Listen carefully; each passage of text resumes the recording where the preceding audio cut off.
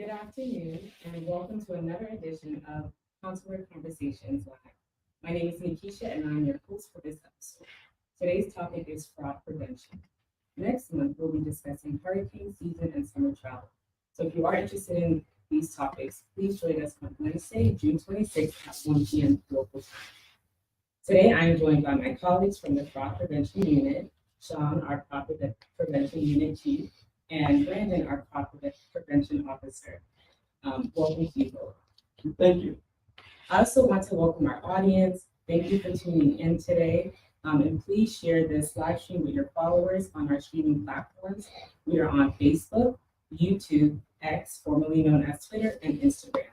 Our handle is at US Embassy JA.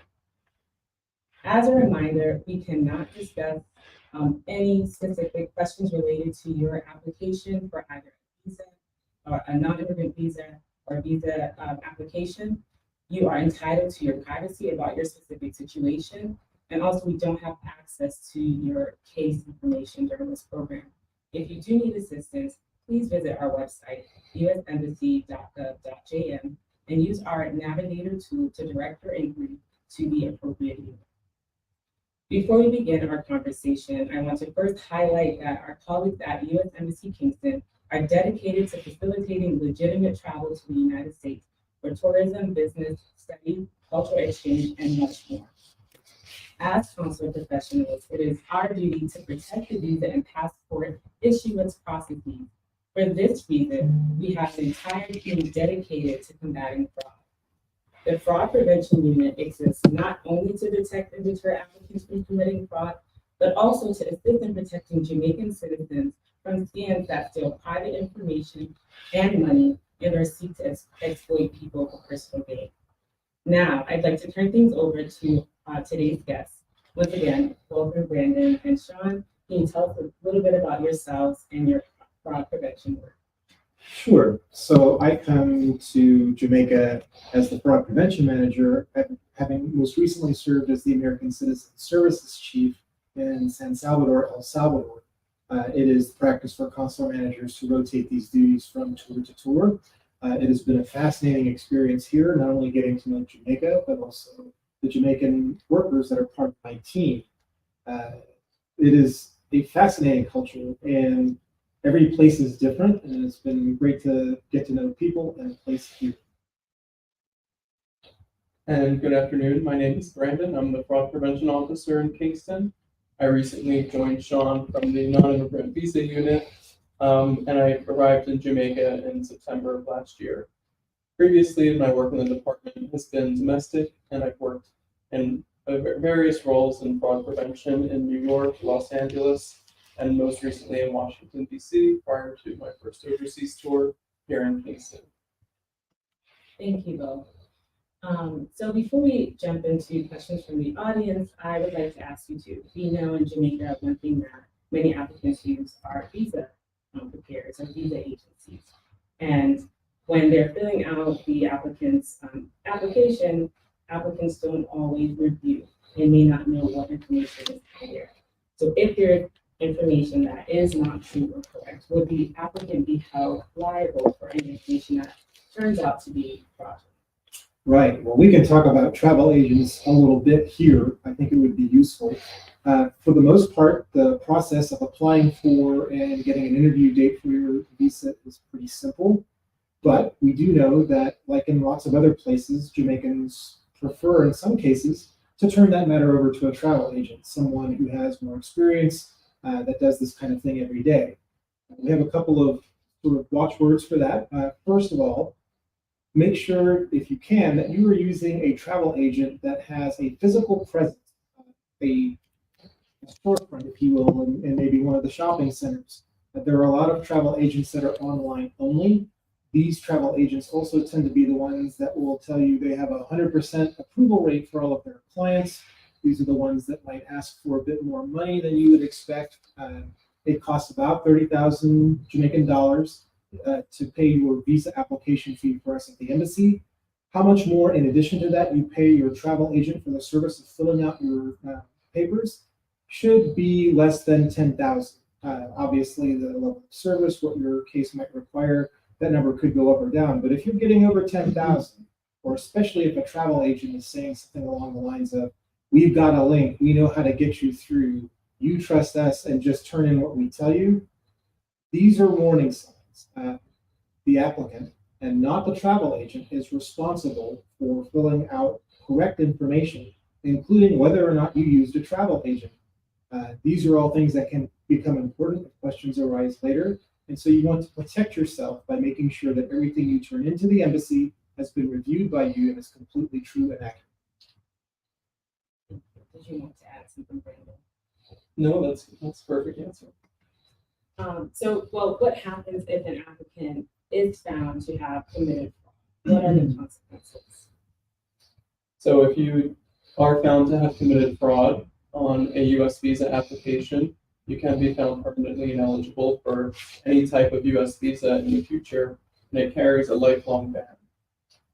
So we don't want that to happen to you. Make sure that all of the information you are providing is completely true and accurate. And if someone is filling out the application for you, as Sean said, it's important that you review the information and make sure it is true and accurate.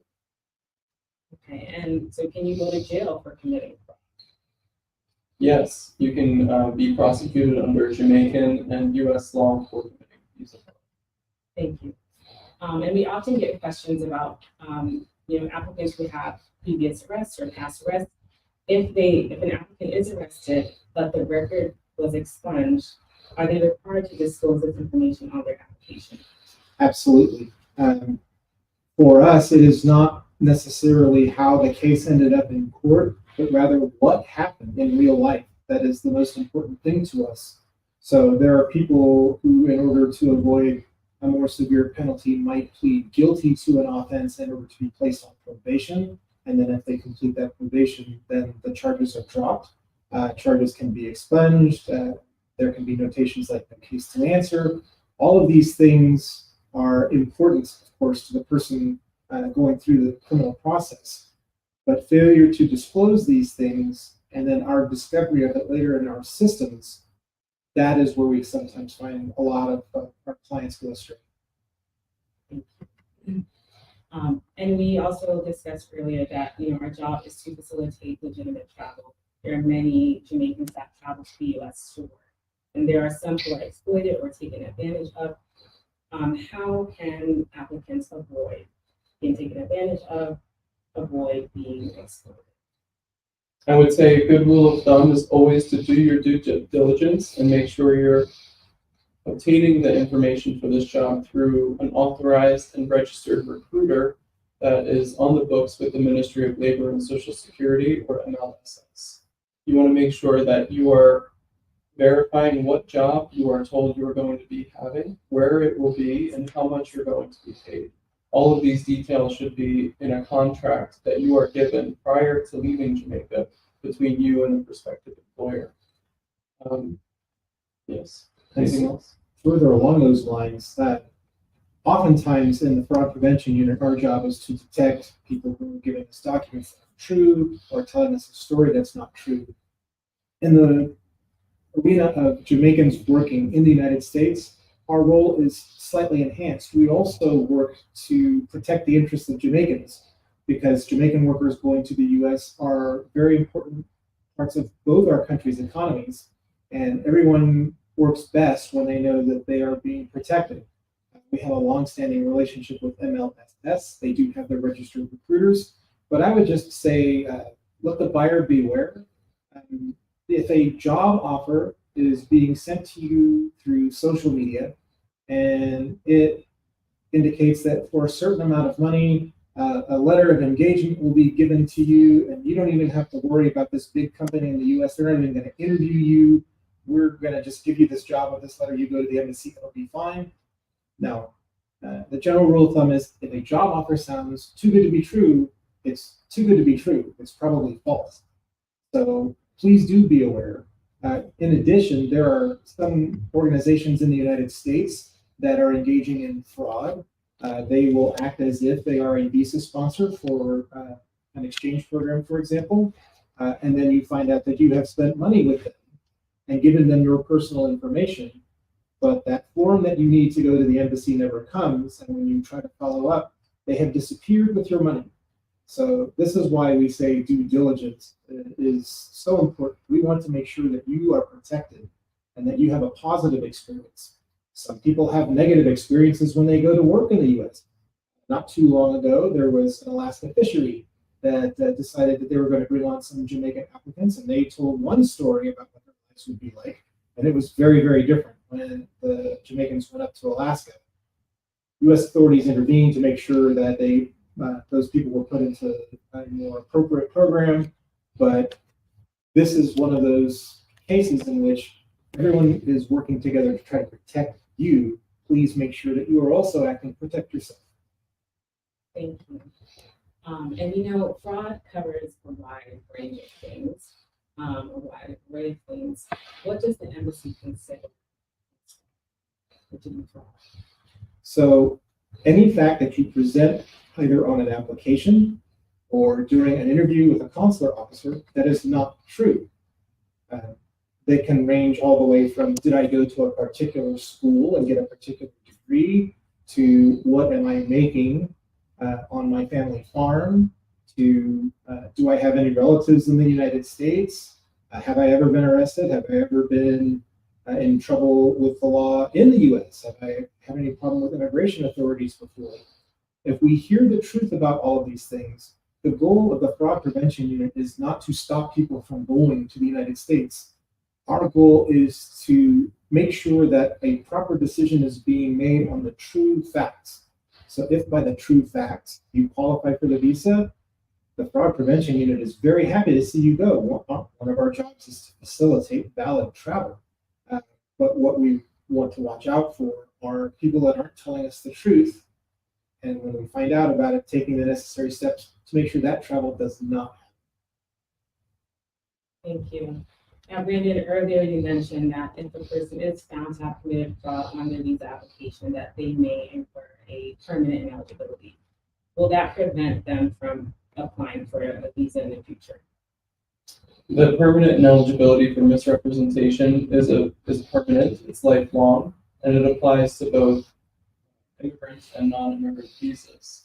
There are waivers available for this type of ineligibility, which are upon recommendation from the consular officer, reviewed by the Department of Homeland Security, and then a decision is made whether or not to grant a waiver for that eligibility. Thank you, Brandon.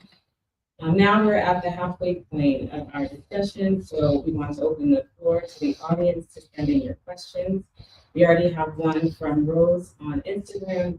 She wants to know why her visa was denied if she told the truth on her application. Of course, first of all, anybody who goes through that situation, all of us drive into the embassy every morning. We see the large numbers of people waiting in line. Standpipe, we know that some of our applicants have come from quite a distance. It's not easy and it's not cheap to apply for and be interviewed for visas. So we can understand your frustration if you told the truth and it didn't turn out the way you wanted. For the consular section, our job is to apply the true facts of the case to immigration law. If you have told us the truth, maybe today you don't qualify. I would say a perfect example would be someone just graduated and maybe they went to the United States before based on their parents who had visas, and they get to go to the US and enjoy things as a teenager, but now they are on their own for the first time. And now they are expected to have their own qualifications, their own money, their own ties, all of these things. And maybe the first time you apply, those things haven't been developed yet. That might lead to a denial today, but if you continue to tell us the truth, then a couple of years from now, when you've gotten that first promotion, when you bought that house, when you've maybe traveled around the region internationally, now you qualify. This happens all the time. Thank you.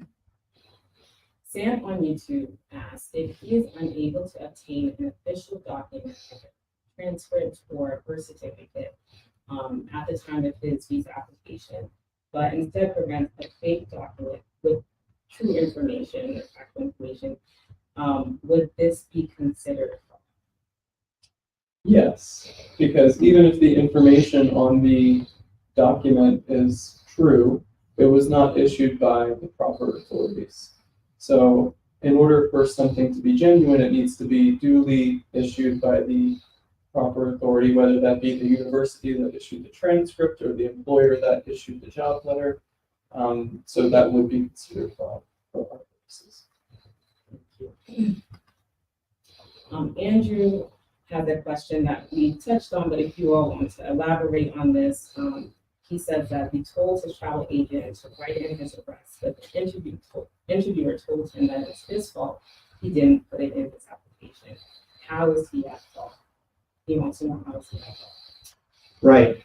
So again, the accuracy of your application that you submit online and the accuracy of the answers that you give in an interview are your responsibility. If a travel agent, either through bureaucratic mistake, inattention, not wanting to be bothered, enters incorrect information on your application, it is very, very important that you review that before it is submitted to the embassy. In some cases, if you have one of those travel agents that's promising a little too much for a lot of money, that's the whole point. They want to put fake information in an application on your behalf so that you have a better chance of getting through. But even if you are acting in good faith, you are ultimately responsible for what is on that application. So please do review it closely. Thank you. Now, Rick from Facebook would like to know, well, during the time of his immigrant visa application or interview, the consular officer kept asking about additional evidence to prove his relationship to the petitioner. He said he doesn't have anything else to send in. What should he do? The burden of proof is on the applicant to satisfy to the consular officer that in the case of an immigrant visa, their legal relationship exists for the purposes of qualifying for the visa class. So if the consular officer is not satisfied with the information that has been submitted, the embassy has the right to request it. It would be on the applicant to provide. Thank you. And Sandy from Facebook also wants to know, we talked a lot about documents and providing fraudulent documents, but she wants to know why at the time of her interview she was not asked for any documents. So for non-immigrant visas, for tourist visas, a consular officer is expected to complete more than 100 interviews in a morning. The amount of time that each interview can take is therefore pretty small. If an officer has reviewed your application, reviewed your history in our records, and already knows quite a bit about you, it may be that only a question or two is required to confirm that information, and a decision can be made either to issue or deny without actually looking at the documents. In this particular case, unfortunately, the paperwork burden is on you, the applicant. It is always better to have more documents, deeds, card titles, corporation commission certificates for that business that you own. It's always better to have these things in hand in case they are asked for. But one of our jobs as the fraud prevention unit is to train our adjudicators to reach a good, solid, fact-based decision in as efficient a manner as possible. And oftentimes that does not require a review of documents. So don't be disappointed that you did all of that and now all of a sudden they haven't asked for these things. Just understand that that's sort of the world that we live in. Sometimes we need to see a document, sometimes we don't. Better for you to have a document than not have one that you need so that we can reach that decision as quickly as possible. I would just add that it is always something that's very important to us as officers to duly review every application that comes to our window. And whether we do that in 2 minutes or 10 minutes, we do give each applicant the consideration of a fresh pair of eyes when they apply. And we are reviewing all the pertinent information to make a justified decision under U.S. law. Immigrant visas tends to be very document heavy because of a lot of the legal requirements associated with immigrating to the United States, such as vaccination records, police certificates, etc. But on the non-immigrant visa side, it's not really a documents-based process. It's mainly based on the information provided by the applicant in their online application and the responses to questions during the interview. So they're two separate processes, one more documents heavy and one not really documents based at all. Thank you both. Now we're almost at the end of our program, but before we conclude, Brandon, Sean, do you have any final thoughts that you want to share with those listening? Sure. So telling us the truth sometimes does not lead to the outcome that you want, which is that visa. That means that you would be refused for your visa on that day. Engaging with people who really do make a living doing this, to engage in fraud against us, I can only tell you that it is my pleasure to lead a unit of very experienced professionals, backed by law enforcement colleagues, backed by systems information.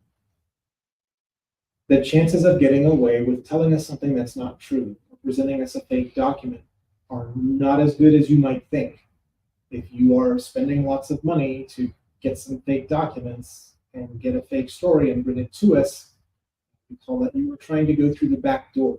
It's my job and my team's job to meet you at that back door and make sure that not only are you not successful this time, but that you might not go to the US ever, and you might end up in trouble with the law. I would just say that all of my colleagues here in the consular section at U.S. Embassy Kingston are an extremely professional and dedicated team of individuals committed to providing you with the best customer service and facilitating all types of legitimate travel to the United States, whether that be for a student visa, a tourist visa, an exchange visitor program, or to immigrate through a family member. The best chance of obtaining your visa is to provide accurate information on your application and be forthcoming and truthful during your interview to all questions asked. Thank you again, Brandon and Sean, and thank you to our audience. We are at the end of our program. I want to remind you that next month we'll be having another edition of Consular Conversations Live. The discussion, the topic will be hurricane season and summer travel. So again, if you are interested in this topic, please join us on Wednesday, June 26th at 1 p.m. local time. Enjoy the rest of your afternoon.